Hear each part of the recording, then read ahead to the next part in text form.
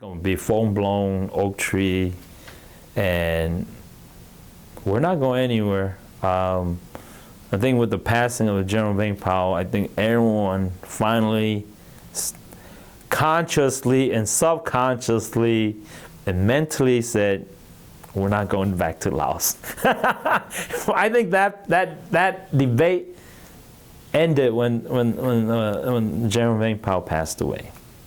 And so that will leave a lot of energy to concentrate on building here. And we have good infrastructure, good system here for the Hmong community. And you know, we're building and we're growing in this community. At the same time, not only that, we're branching out into other states too. You know, you got Hmong families growing, you know, some of the best chicken farmers, man, in Arkansas. You know, they're all Hmong. You know, and then you have young families and Hmong retirees, man, building houses in Florida. You know,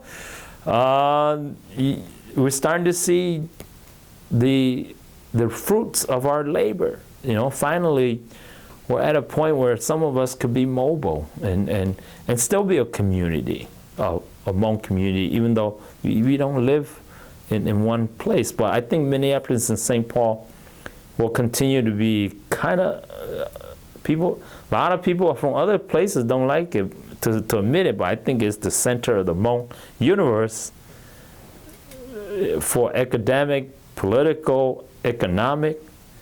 You know, when we talk about Hmong around the world, it's a small number. But there's a lot of economic opportunities and economic power in this community in St. Paul or in Minnesota. For sure, a lot of political power. And I think a lot of the growth will come out of here because, you know, it's kind of the center where if stuff happens here, we take it as legitimate Hmong, man. You know, you know, wait, that dance happened in Minnesota and St. Paul. That's a Hmong dance, man. You know, it's kind of becoming that, you know, kind of like the Hmong New York or something, the place where stuff about Hmong happens. So I'm pretty happy about that. You know, pretty happy to be part of that while I was here. You know, and I still come here all the time, and you know, I still have my second home here, and so it's not like I'm gone completely either. So. Okay. Well, I guess our last question to end this interview is, what is next for you? Will we ever see you again in the political arena, or what other plans do you have for yourself? Oh yeah. Well. Before your retirement, or even after retirement? Well, I put some thoughts to it. You know, you don't have to be in political office to do great stuff.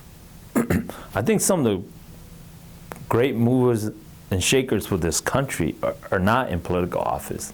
Look at Warren Buffett and Bill Gates. Why are they able to do all that stuff? And they say, oh man, Bill Gates giving $1 billion away. Yeah, because he has a couple $100 billion already, you know? He can afford $1 billion away.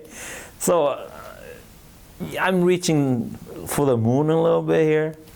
Well, that's kind of where I want to get myself into, is to a point where I can be part of that, where I know from being in the nonprofit, being in politics, I know that without money you can't do nothing, you know? And I understand the importance of money. And I want to get myself, I'm working towards that to a point where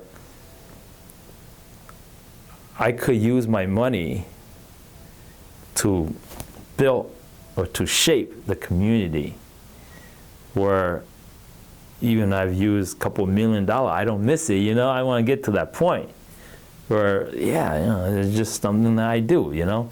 So that's kind of my goal, but you know, we'll see what happens, you know?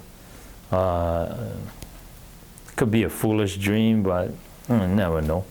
It was a foolish dream when I thought I could be state representative. So, So maybe one day we'll get there. We'll never know.